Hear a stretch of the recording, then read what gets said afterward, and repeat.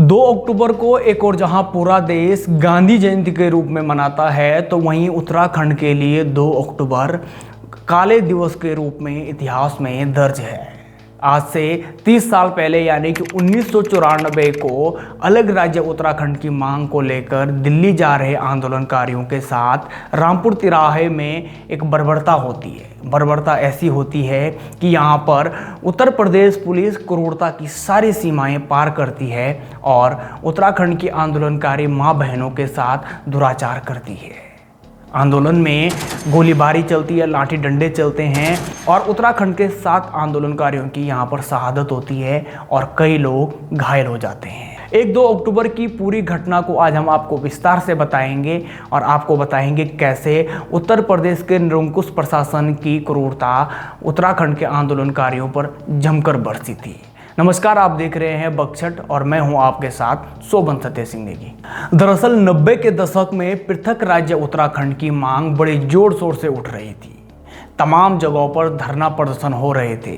पहाड़ के गांधी इंद्रमणि बडोनी के आह्वान पर 2 अक्टूबर 1994 को उत्तराखंड के आंदोलनकारियों को दिल्ली के जंतर मंतर पर जाना था और शांतिपूर्ण आंदोलन अलग राज्य के लिए करना था। 1 अक्टूबर को उत्तराखंड से हजारों की संख्या में युवा, मातृशक्ति और तमाम जो आंदोलनकारी छात्र थे वो दिल्ली के लिए रवाना होते हैं।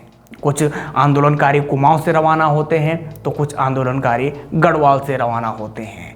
कोदा झंगोरा खाएंगे, उत्तराखंड बनाएंगे के नारे जोर जोर से हवा में गूंज रहे थे। उत्तर प्रदेश पुलिस ने देखा कि कई किलोमीटर तक सिर्फ और सिर्फ आंदोलनकारियों की ही बसें नजर आ रही हैं। लिहाजा उत्तर प्रदेश पुलिस ने आंदोलनकारियों को नारसन बॉर्डर से रोकना शुरू कर दिया और जगह जगह आंदोलनकारियों को रोका गया। कुछ आंदोलनकारियों को मुजफ्फरनगर के रामपुर तिराहे पर रोका गया। आंदोलनकारियों ने पुलिस से जब कहा कि हमें क्यों रोका जा रहा है, हम अलग राज्य की मांग के लिए दिल्ली के जंतर मंतर पर एक शांतिपूर्ण प्रदर्शन कर रहे हैं, लेकिन उत्तर प्रदेश की निरंकुश पुलिस ने आंदोलनकारियों की एक न सुनी। इसके बाद आंदोलनकारी बस से उतरकर सड़क पर ही प्रदर्शन करने लगे।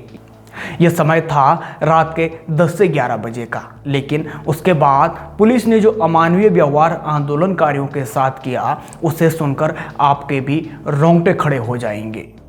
आंदोलनकारी आज जब भी 1-2 अक्टूबर की रात्रि का वो दृश्य सुनाते हैं तो वो रो पड़ते हैं। उस समय उत्तर प्रदेश में मुलायम सिंह की सरकार थी। मुलायम सिंह की पुलिस ने आंदोलनकारियों पर लाठीचार्ज करना शुरू कर दिया था। शांतिपूर्ण प्रदर्शन कर रहे निहत्थे आंदोलनकारियों के साथ उत्तर प्रदेश पुलिस ने जो बर्बरता की वो आज भी उत्तराखंड आंदोलन के इतिहास में एक काले अध्याय के रूप में दर्ज है। आंदोलनकारी पुलिस की मार से बचने के लिए खेतों में भागने लगे, लेकिन निरंकुश पुलिस ने दमन करना नहीं छोड़ा और उत्तराखंड आंदोलनकारी माँ बहनों के साथ अमानवीय व्यवहार किया। इसके बाद गुस्साए आंदोलनकारियों ने भी पुलिस के एक्शन के प्रतिक्रिया देनी शुरू की। फिर क्या था? फिर पुलिस ने आंदोलनकारियों पर पथराव किया, लाठीचार्ज किए और 24 राउंड फायरिंग की। इस फायरिंग में उत्तराखंड के 7 आंदोलनकारियों की शहादत हुई और हजारों आंदोलनकारी घायल हुए। एक और जहां देश 2 अक्टूबर को गांधी जयंती मनाने की तैयारी कर रहा था, दूसरी ओर रामपुर तिराहा उत्तराखंडी आंदोलनकारियों के खून से सना था। इसी बीच रामपुर तिराहा के लोगों का मानवीय चेहरा भी सामने आया और स्थानीय लोगों ने घायल आंदोलनकारियों को शरण दी। जिन आंदोलनकारियों ने पुलिस से बचने के लिए खेतों में जो आंदोलनकारी भागे थे उनको शरण दी, उनको पानी पिलाया और खाने की व्यवस्था की। इसी बीच कुछ आंदोलनकारी मुजफ्फरनगर के रामपुर तिराहा स्थित मस्जिद में भी शरण लेने गए। वहां भी आंदोलनकारियों की मदद की गई। रामपुर तिराहा गोलीकांड के बाद अलग पहाड़ी राज्य के आंदोलन की आग पूरे पहाड़ में उठी और 6 साल संघर्ष के बाद उत्तर प्रदेश से अलग उत्तराखंड बना। इस रामपुर तिराहा गोलीकांड में कई पुलिसकर्मियों और प्रशासनिक अधिकारियों पर एफआईआर दर्ज हुई और फिर 1995 में इलाहाबाद हाई कोर्ट ने सीबीआई जांच के आदेश दिए। इस कांड में 2 दर्जन से अधिक पुलिस वालों पर रेप, डकैती, महिलाओं के साथ छेड़छाड़ जैसे मामले दर्ज हुए। साथ ही सीबीआई के पास सैकड़ों शिकायतें भी दर्ज हुई। इसके बाद साल 2003 में फायरिंग के मामले में तत्कालीन डीएम अनंत कुमार को भी नामजद किया गया और उत्तराखंड हाई कोर्ट ने एक पुलिसकर्मी को 7 साल की जबकि 2 अन्य पुलिसकर्मियों को 2-2 साल की सजा सुनाई। वहीं साल 2007 में तत्कालीन एसपी बुआ सिंह को भी सीबीआई कोर्ट ने बरी कर दिया और फिर मामला लंबित रहा। रामपुर तिराहा गोलीकांड को लंबा वक्त बीत गया और राजनीतिक तौर पर पार्टियां एक दूसरे दलों पर आरोप लगाती रही, लेकिन आज तक उत्तराखंड आंदोलनकारियों के साथ न्याय नहीं हो पाया है।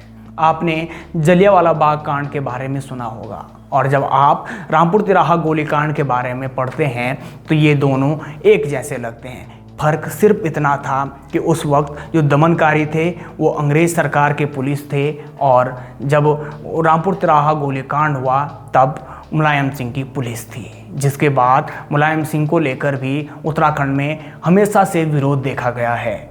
लंबे संघर्ष के बाद राज्य तो मिला है, लेकिन क्या उत्तराखंड आंदोलनकारियों के सपनों का राज्य मिल पाया है? आप अपनी राय हमें कमेंट में ज़रूर बताएं। देखते रहें बगछट और बगछट की ओर से सभी शहीद आंदोलनकारियों को भावपूर्ण श्रद्धांजलि अर्पित।